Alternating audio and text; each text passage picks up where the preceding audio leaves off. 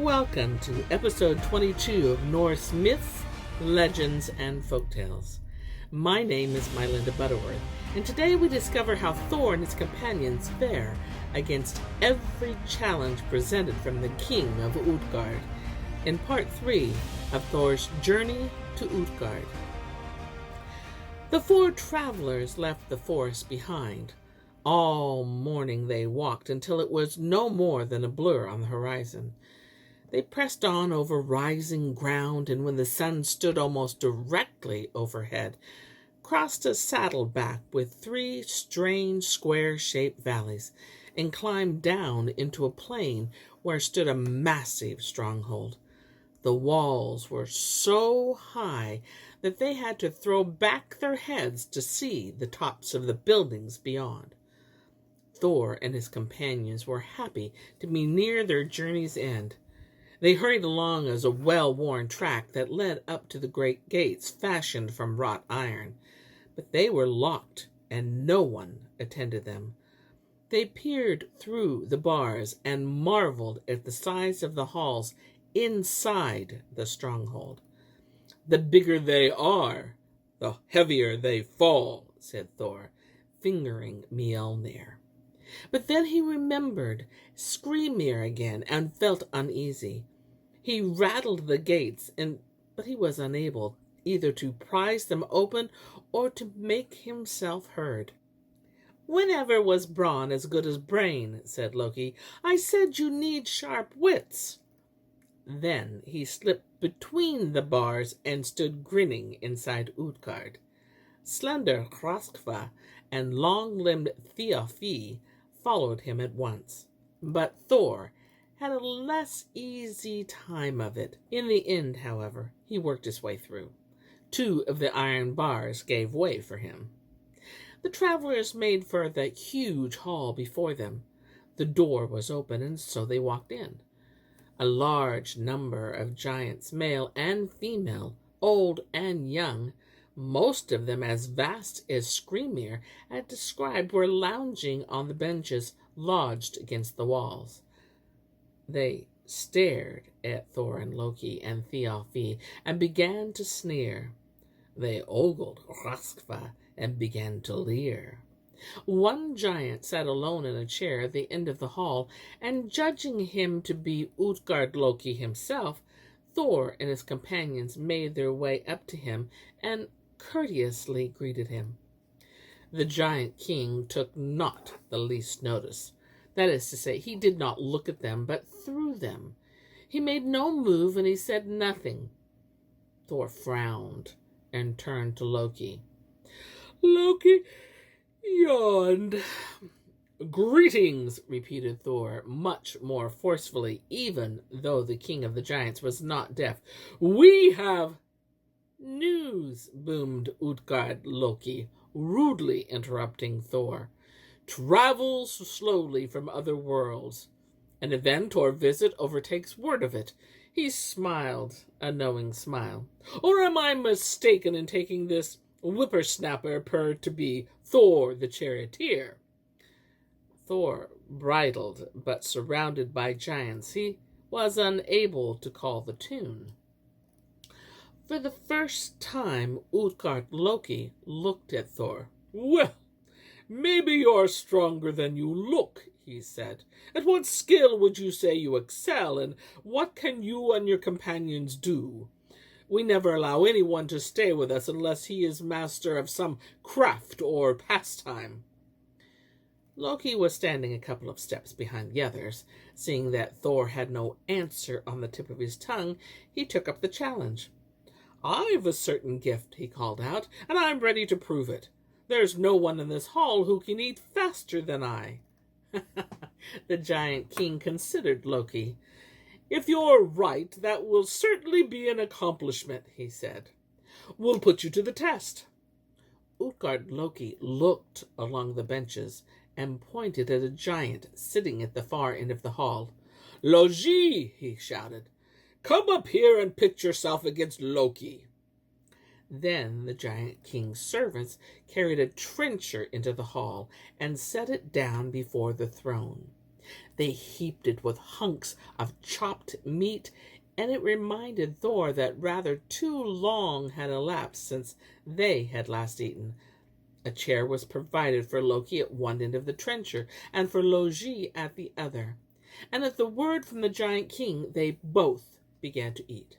They gobbled and consumed and devoured. Each of them ate as fast as he could, edging his chair forward as he ate, and they met in the middle of the trencher. Loki had eaten every scrap of meat and left nothing but the bones. But Logi had not only eaten the meat, he had eaten the bones and the trencher as well. "I would say," proclaimed the king giant, "that Loki is the loser." An unpleasant shout from his followers indicated that this was what they thought too. Loki narrowed his eyes and viewed Utgard-Loki with deep mistrust. So what can this young lad do?" asked the giant king. "I'll run a race against anyone you care to name," said Thialfie. "That's a singular skill," said Utgard-Loki, "and you must be a fine athlete if you think you can outstrip anyone here. We must put it all at once to the test."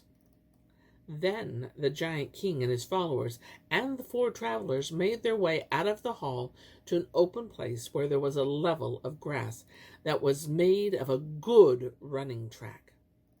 "Hugi!" called the giant king. One of the younger giants ambled up to Utgard-Loki. "You just the one to run against Thialfie. Go to your marks for the first race." Then, on a sign from the giant king, Thialfie and Hugi sprinted over the grass as fast as their legs could carry them. They scarcely seemed to touch the ground, and Hugi reached the end of the track so far ahead of Thialfie that he was able to turn around and welcome him. "Well, Thialfie," said the giant king, "if you mean to win this contest, you'll need to exert yourself. I must say, though, that I've never seen a man from Midgard with such a turn of speed." Then Thialfie and Hugi made their way back to the start again, and on a sign from the giant king, they sprinted over the grass as fast as their legs could carry them. They scarcely seemed to touch the ground, and by the time Hugi reached the end of the track, Thialfie was trailing him by the distance of a well-drawn crossbow shot. "Thialfie is certainly fast on his feet," said the giant king, "but I think the victory has slipped from his grasp now. The third race will settle things."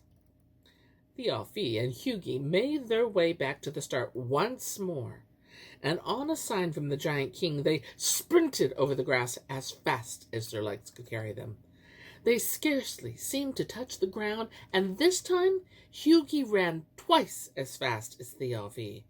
By the time he reached the end of the track, Thialfie had still not reached the halfway mark. After this, there was no argument. It was agreed that enough ground had been covered to settle the matter. "Now, Thor," said the giant king, "you're well known for your boasting. I've heard that you brag endlessly about this and that and the other. Which of your skills will you deign to show us?" Thor ignored Utgard-Loki's insults, as he had to. "I'll drink," he said, "and I very much doubt whether anyone here can sink as much as I can." "Very well," said the giant king.